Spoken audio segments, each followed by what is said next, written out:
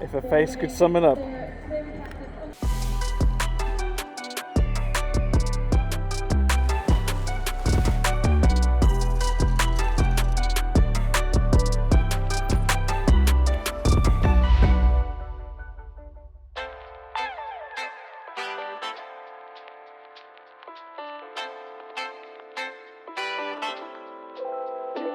Registration done, as you can tell by the state of my hair and the trees behind me. it is really bloody windy. Wow. God, this is going to be an interesting race, isn't it?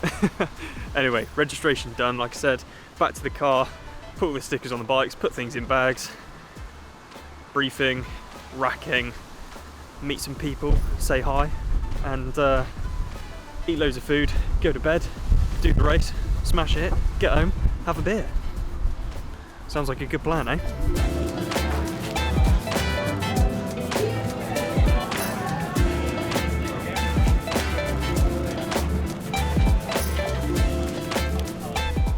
Yo, looking forward to it. Featuring Brett Halliwell again from YouTube. On the pre-race day. He's gonna win it. Pre-race day. Yeah. The dangerous Swansea. How are we feeling? Generally, I feel good. Yeah. I actually do feel nervous though about the bike, Yeah. and that is due to some of the sections on it. Weird, I think everyone actually is nervous. Like from the pro briefing, I reckon everyone was a bit on edge. Yeah, I think when that, I don't know who it was, whoever that guy was asking those questions, that was on behalf of everybody, and I think everybody felt the same way. Like just looking around the room, people were like nodding and agreeing. Yeah. So yeah, that's the bit I'm nervous Make about. it through the bike, basically. Just get through the bike safely. Yeah. And then hit it hard on the run. That's what it's going to be, run race. It is going to be a run race. Oh, it, mate. What time was your alarm? Don't start.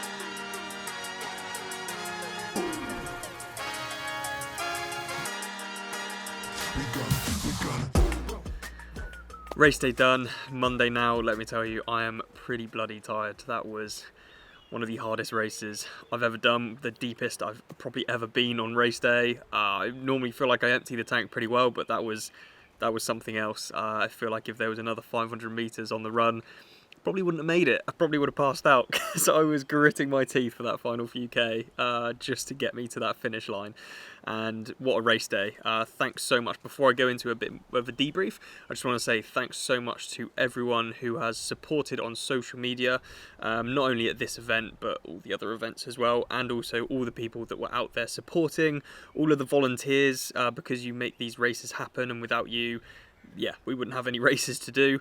So thanks very much to all of you guys, and I just really appreciate all of the support that I'm getting. And on behalf of all the athletes that were racing, I just want to say thanks to every supporter out there, because you guys make it happen. You guys let us do what we do, and without you, we wouldn't be able to do it. So thank you very, very much. I just thought I'd sit down now and do a little bit of a debrief about my event. I came 5th overall, which I am happy about. However, I would have loved to come on the podium. Of course I would have loved to come on the podium, and I feel like I was capable of it. I was in a good position, but man, I gave it my all and it just didn't happen, and better guys beat me on the day, and that's ultimately, you know, I can't be upset about that because I gave it 110%. There's no way I could have gone harder, and there were just better guys out there, and hats off to all the guys that beat me because they truly deserve it. There was an awesome race out there, and man, they made me hurt quite a lot.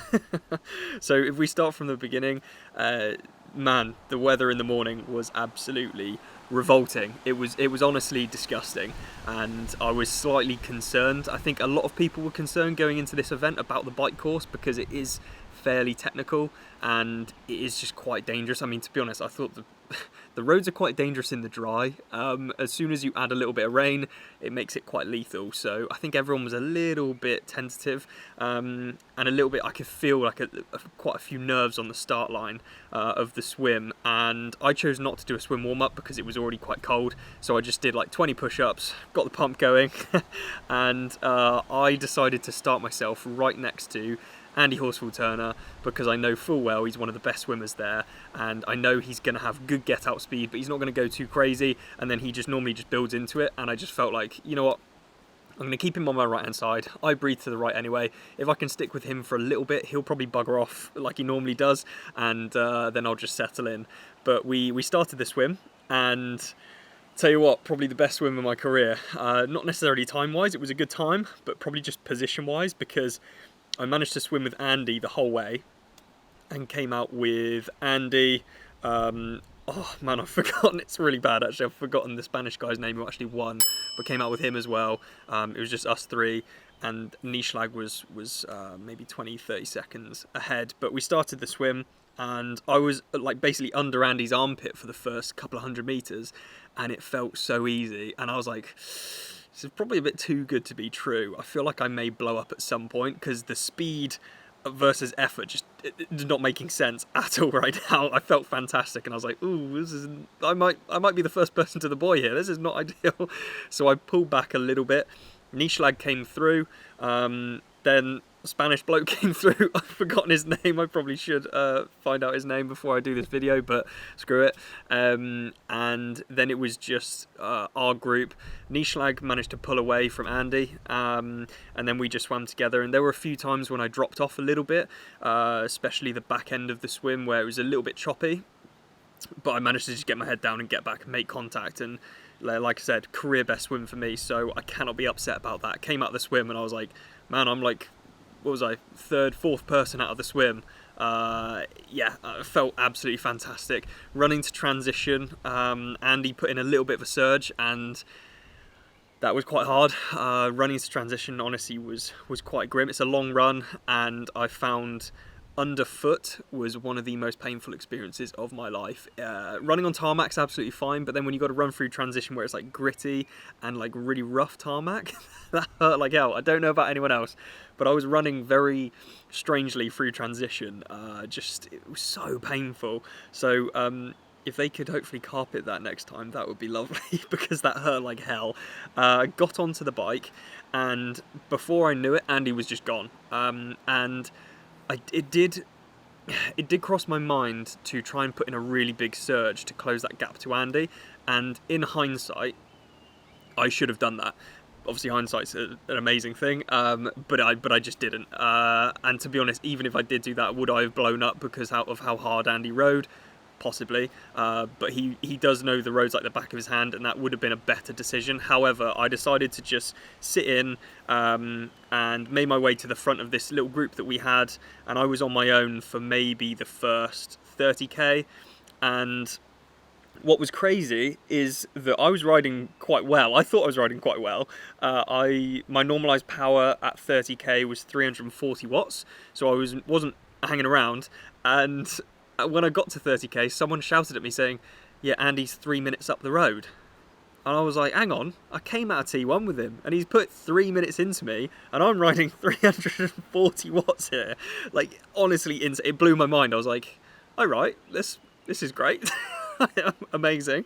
So then as it went on, Moody caught up with me, and the Spanish bloke, I need to stop calling him that, but yeah, they caught up with me, and then I rode with them for the rest of the ride. Unfortunately, on one of the speed bump sections, one of the speed bumps was very savage, and my big litre bottle on the back came out, and it was pretty much full as well. So over the whole ride, I only had a litre, which wasn't too bad because the weather was, like I said, absolutely biblical. It was terrible, so I didn't feel like I was sweating too much, but I did lose a litre of fluid with all my electrolytes, and that kind of sucked. So obviously if I had that litre, I probably would have won the race. That's sarcasm, by the way. Yeah, so that kind of sucked, but I just, yeah, mentally just kept going, and didn't want to stop at an aid station on the bike because our bike group was just absolutely milking it. It was going crazy. Nishlag, unfortunately, he was up the road, he punctured. We came past him, and I was like, sweet as, you know, like Nishlag's out of the race, which sounds savage, but it's, you know, every man for himself. And then as we maybe got 15k to T2, Nishlag just came shooting past, and I was like, oh bloody hell, he's back. And he put in a little bit of a gap to our group, and then I thought, you know, I'm not having this. We need to pick up the pace a little bit. Came through and managed to regain contact with Nishlag. It was at that point when we were coming back into town that I overcooked a corner and ended up absolutely casing my front wheel on the pavement. And this is actually hats off to SWISSIDE for making some incredibly robust wheels, because I think if it was any other wheel, I probably would have cracked the rim, because I hit that pavement so hard, just wasn't thinking, and it was quite a tight corner in the wet, and I just overcooked it massively. So I lost a little bit of time there, had to chase back on, came into T2 with that group, so Spaniard, Moody, and Nishlag. And at that point, Andy had put 5.5 minutes into us. 5.5 minutes. Later, I find out that Andy's normalised power for the whole ride was 375 watts. What is that all about? I mean, I don't know what that guy's eating on the bike, but Jesus Christ, that is insane numbers. And that, along with the fact that he knows the course like the back of his hand, I mean, no wonder he put 5.5 minutes into us. That is absolutely insane numbers. So hats off to Andy for that. I mean, incredible bike performance there. Ran out of T2, and straight away Moody goes shooting out of the gates, and I was like, does he know it's a half marathon? I mean, he's running like it's a bloody 5k here. Nishlag unfortunately then dropped out, so I don't think he was having a great day. So that's not, you know, that's not great. Hope he's feeling all right. And then yeah, just got chased down by a few guys, but I was still running quick. Like I was like 320, 325 per kilometer pace. And that was slow with these guys. Like a couple of these guys were running so quick, and I honestly thought no one's going to be able to chase down Andy for like 5.5 minute gap. That's just insane. But as I got onto the second lap, people were overtaking him. I was like, oh, you know what? If Andy fades enough, I probably could get him. I probably could manage to get past him. And I felt a little bit crap on the first 10k, bit of stomach pain, a bit of back pain, and then I kind of built into it and I felt a lot better. Kind of got a second wind going into the second 10k. At that point, one of the guys who came off the bike in 6th managed to run through and ended up coming second, which honestly insane. Like, just, man, the way these guys are running is actually mad. And actually, to touch on it, my bike normalised power was like 330 for the whole ride, so it was still like not hanging around. And I actually ran, so the timing chip says a 1:16, however the run was definitely long. It was more like a 1:13, 1:12, 1:13, which means the guy who actually won it probably was running like a 1:07, 1:08, which is just madness. I mean, absolutely insane. That just shows the level that the sport is now is absolutely crazy. But what was spurring me on towards the end was trying to catch up with Andy. And I managed to whittle it down to basically a 20-25 second gap. But honestly, I saw him up ahead with a K to go, and I just grit my teeth and I gave it absolutely everything, but it just wasn't enough. And, you know, I could sit here and say, oh, if only I had another couple of K. but I'll be totally honest, if I had another couple of K, I probably would have passed out, so that wouldn't have helped me at all. Just got, like I said, beaten by better guys out there on the day. Like, they were absolutely phenomenal. But what I can take from this is the fact that I'm progressing really nicely. That was my career best swim. I put out really good power on the bike, and I ran pretty quick. There is obviously progression that I can make in all three disciplines there. The swim was absolutely fantastic, but I can get better, and I need to get better at my technical awareness in the water and my swimming around buoys. On the bike, just a bit more position work, that would help really, really well, and a bit more surging practice. And on the run, just running quicker, just getting better. So that's what I'm going to work on. I don't necessarily think the course suited me down to the ground, so I'm happy the fact that I snuck into the top 5. The next race that I will be doing is Challenge London, which I think will hopefully suit me a little bit better. And then I've got some big plans for later on in the year, which I will not be talking about just yet because they're not 100%, but I'm really, really excited to share them with you guys. But there we have it. That is the race debrief. Really hope you guys have enjoyed this this video, enjoyed watching the event. Like I said, thanks so much to everyone out there who has supported on social media, supported in person. I really do appreciate it. Couldn't do it without you guys, and I'll see you in the next video. Yeah, let's go.